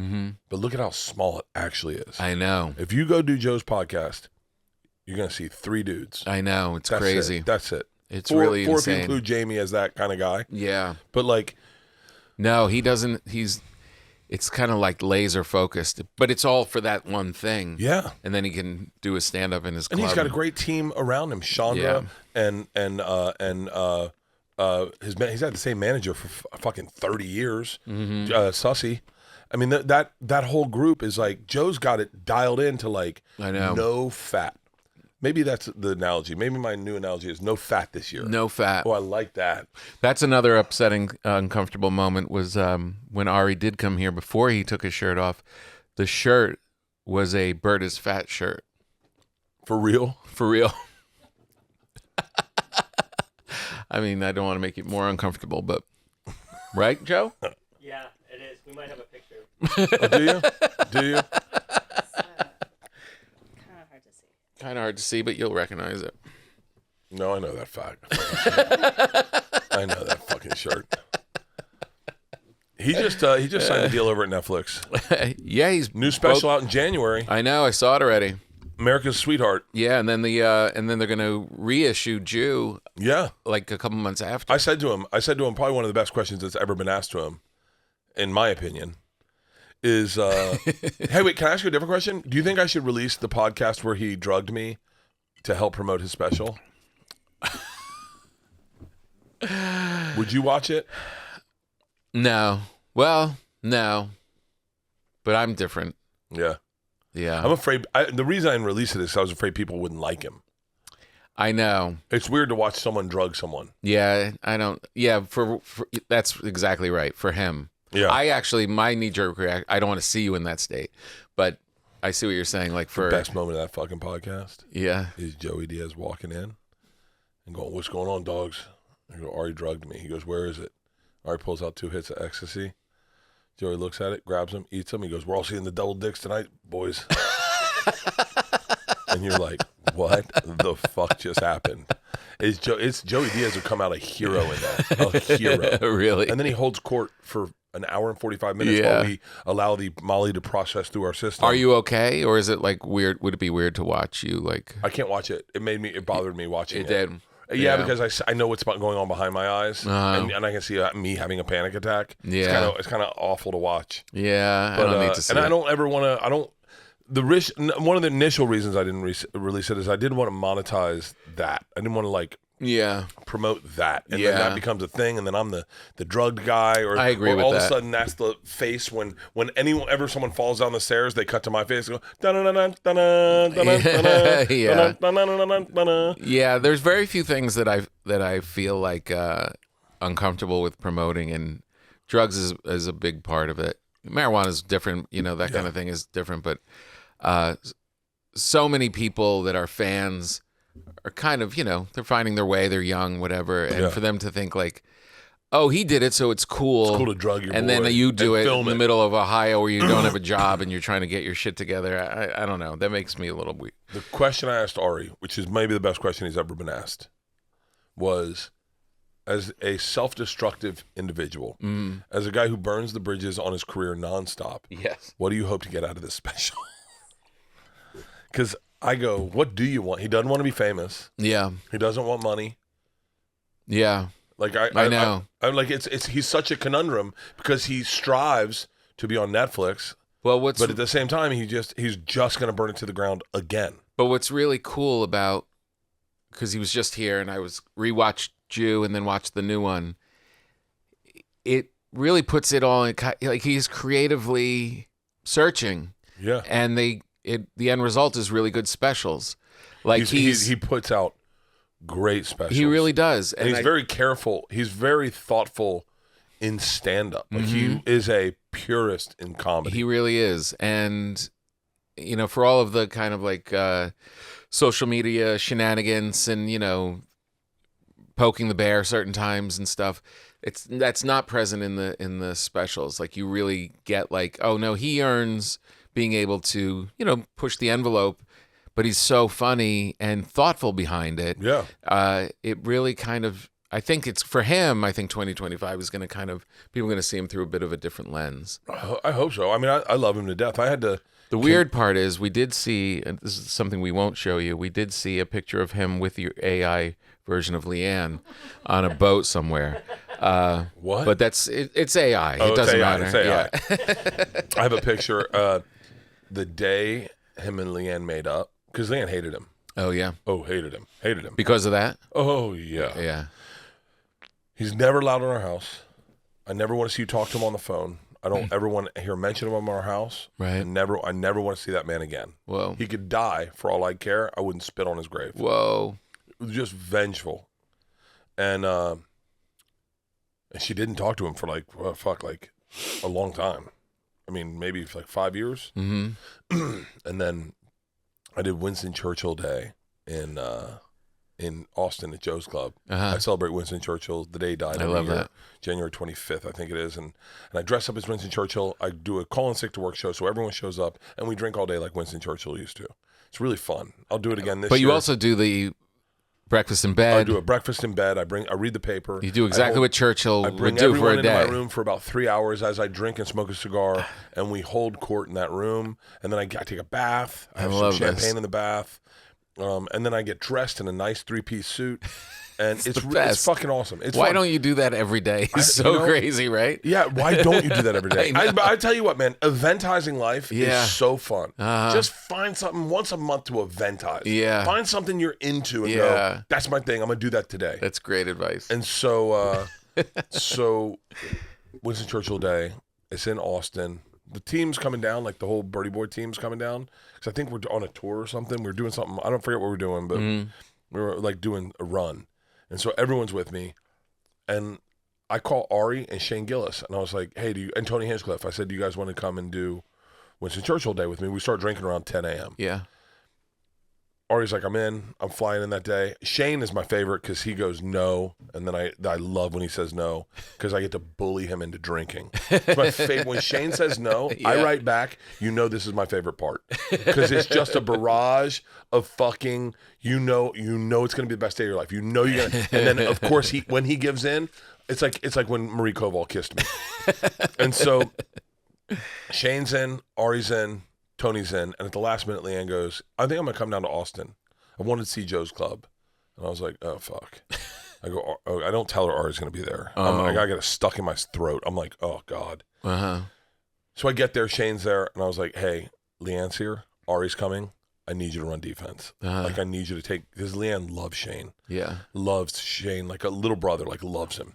So I go, you take care of Leanne. I'm going to just keep them separated. And so I go up to Leanne. I said, hey, give me a heads up. Ari's coming today.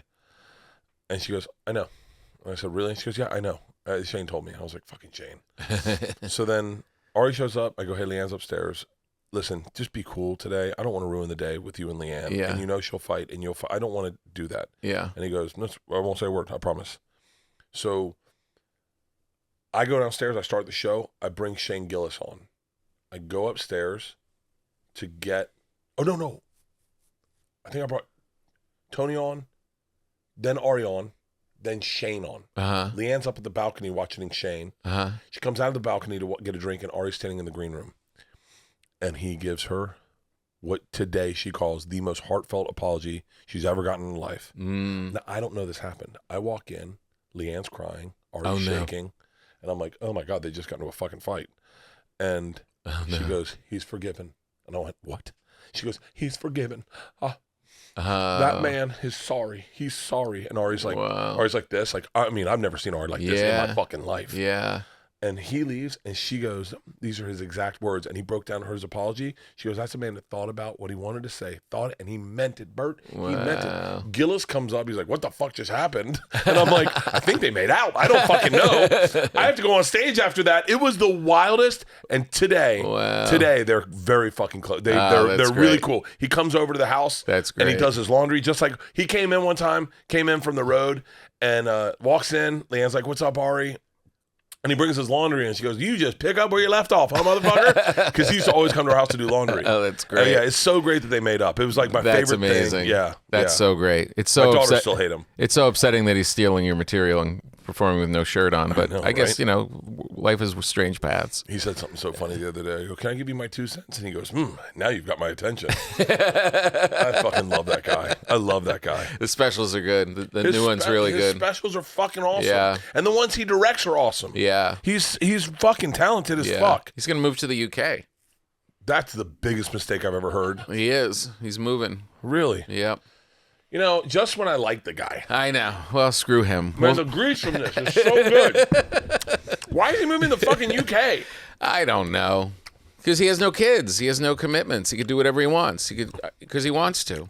Like if I had that idea, you know, like, oh, I could go, maybe I should go live there for a little while. And then your kids are like, who's going to be, what about Thanksgiving? What are you doing New Year's Eve? You're booked on New Year's, aren't you? I'm doing CBS, the countdown on CBS. Nice. Yeah, it'll be fun. What are you doing for? Are you hosting it? Yeah, co-hosting. Oh, nice. With who? A lot of people. It's a lot of people. It's like a big long list. There's a lot of people. All I know is on Countdown, I should be on stage next to Keith Urban, Nicole Kidman, my wife, Jelly Roll, Bunny, Kane Brown. I mean, there's like the list is like of who I was standing on stage. That's I was crazy. I was like, In New York? Tennessee, Nashville. Tennessee. Yeah. Leanne loves Nashville. She's trying to buy a house in Nashville. She wants to live in Nashville. Oh, really? So bad. Really? Yeah. Jelly offered us like 100 acres in Nashville. He goes, I just bought 900 acres. Come live with me. And Leanne's like, I got money. I bought my own acres. And then we saw how expensive in Nashville. She's like, maybe we'll just take Jellies. Oh, it's really? so expensive in Nashville. Yeah, it's I heard so that. expensive. I know. 10 years ago, it was a steal. Yeah. I should have gotten in when Nate got in. So stupid. I know. So dumb. Nate Bargatze, $100 million. I love if you've listened to this the whole time. Yeah. That you're like, he did. $100 million in Nashville to a guy who can barely read. Yeah, I know. It really is insane. America. One kid. That's it. Where's that money going? I know. You're just ruining that one little girl. She's going to have so much money when you pass. Come on, Nate. Spread it around. Son of a bitch. What are you going to do? You're never going to spend $100 million. $100 million. You know, that's almost, insane. I'll tell you, I'm being serious. I'm not going to say this out loud. So if you say you wish it in the universe, but like, do you want Jerry Seinfeld's responsibility of like, what does he have, like $500 billion or something? But he sold it for like $1 billion, right? Yeah, probably. He's got crazy money. Close, yeah. So then you've got to meet a man of service. Mm-hmm. Like if you're Jerry Seinfeld, Yeah. you got to have like the Seinfeld Foundation. Uh-huh. And you got to like donate so much money. You can't like, anytime you do anything on social media, like you're in Paris, everyone's like, why don't you just donate that money to charity? Yeah. Like, it's like, do you want that responsibility? Or like, what's the price point where America says, no, have fun with it, and you don't need to help other people? Well, it's interesting because when you talk about how you always, you kind of like take examples from people and you kind of live your life in a way and you get, you know, inspiration from people and stuff. And I've been in his orbit for a long time.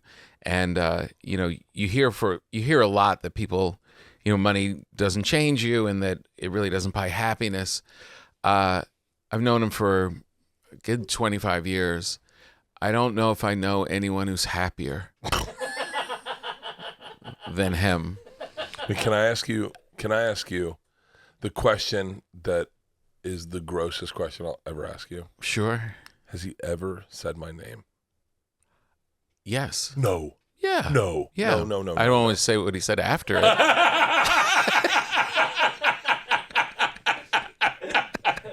Because that's when you feel like you've made it. Like as if Chris Rock or Jerry Seinfeld knows who you are. Listen, it's as big as it seems from the outside. Comedy is a very small community, especially of people who are, really been doing He's it a purist. on a high level for a long He's a time. purist. And the guys who are purists, they know everyone who's coming up. They know everyone who's killing it. They know everyone who's got specials. He knows you.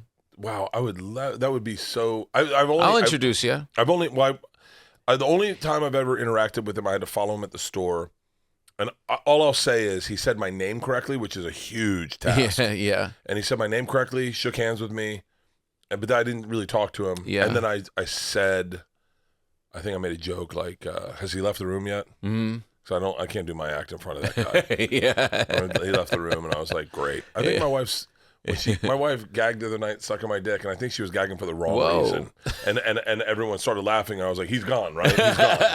Like, I don't think he would.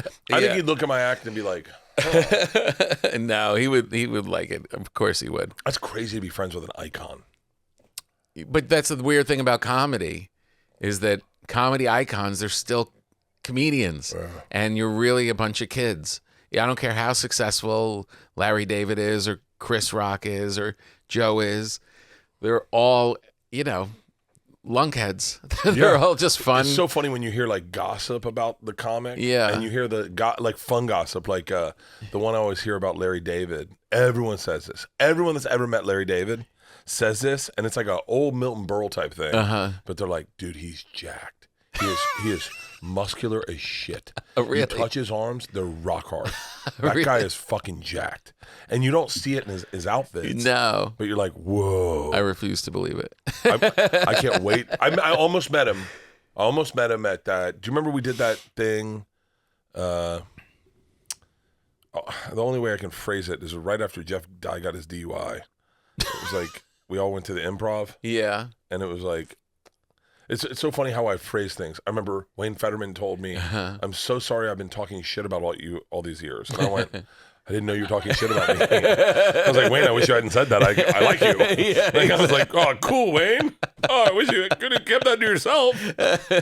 And but Larry David was there. Yeah. And he's a little taller than you expect. Yeah.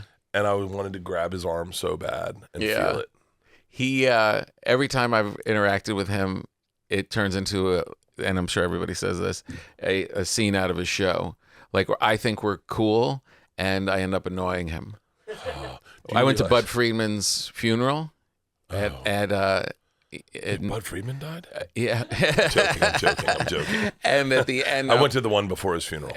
Yeah, and I'm walking out, and he's in his car, and he rolls down the window. He's one of the first. We're all just trying to get to our cars, and Larry David rolls down his window, and he goes, "How do you get out of this place?"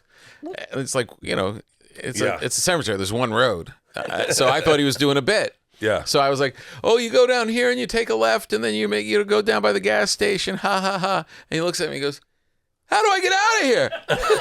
I'm like, "Oh, he doesn't recognize me. He's really looking for directions. He's really looking for directions." And I was like, "All right." And I went back to my car. Do you realize how much I would drive Larry David crazy? Like I think about that. Like one time I was listening to Sebastian, and I'm listening to his special, and I realize he's just talking about me. Like he's like, what's wrong with these people that take their shoes off on a plane? And I take my shoes off on a plane. And then as he's doing it, hey, a guy who doesn't wear slippers into the shower. And I was like, yeah, I go in raw dog.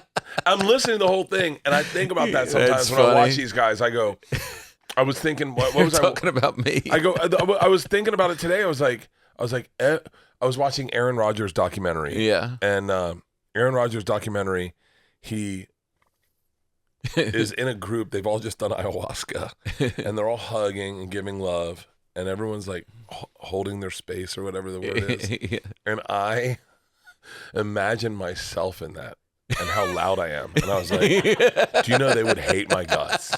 Be like, dude, I tripped my fucking dick off last night. And they're like, You go see dragons? Who was you go that? see dragons? Who was that guy? Yeah, they would hate me. I would drive them nuts. I mean, It's so funny. me and Jerry Seinfeld on a private jet. Oh, God. And he's going, yes, I know who you are. God damn it, stop bringing it up. Put your shirt on. Put your shirt on. Huh? He took a shit in the private jet. Can you believe it? Huh? Well, you drank all the vodka. It's gone. What the fuck? We're not turning the plane around. I'm not even doing a good Jerry Seinfeld. He'd be like, stop making fun of the way I talk. It's turning into a little Jackie Mason.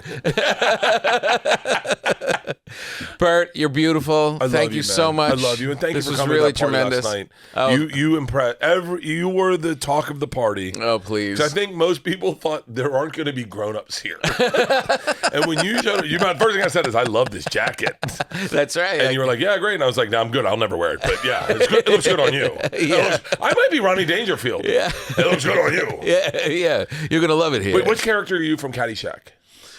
Ooh, from Caddyshack. I think I'm Ted Knight. Oh, that's so great. I think I'm Ted Knight. I want to be Ted Knight. I don't have enough of the, hey, part of it.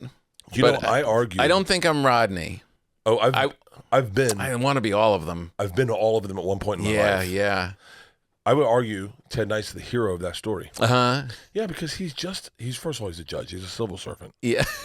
True. He's doing the Lord's work. He is. And Dedicated career. yeah, and all he wants to do is play golf. On the weekends, play golf with his wife. And he's got his friends. He's got everything together. And he trusts this is his club. This is his safe place. And then one of the caddies fucks his niece and walks on his wife naked. These are very Me Tooable offenses. Exactly. His best friend. And he's trying to be a gentleman. Ty Webb's dad was his best friend. He thought. And Ty Webb says, my dad hated you. What? My best friend hated me? Rodney comes in, new money, and ruins his favorite place in the world. Yeah. I mean, I would like to be Rodney, but I don't have the fun. You're the fun. You could be Rodney. Like at the party last night. I'm more Ted Knight than I would be Rodney. Rodney would come in and like, hey, and talking to everybody and introducing everybody. Oh. That's you. You know, I started wearing robes backstage because I do love a robe. I love a robe. I love a robe. Whew. Dude, and if you have two shows, if you get naked in between shows and put on a robe, you're so comfortable, and then get dressed for your second show, it feels like your first show. Wow, that's brilliant. Yeah. You were trying to wrap this up. I love you, buddy. I love you too. I could talk to you forever. Merry Christmas. Merry Christmas. Yeah, this was tremendous. I Merry would keep Christmas. going, but I got to get to Largo. I have a haircut.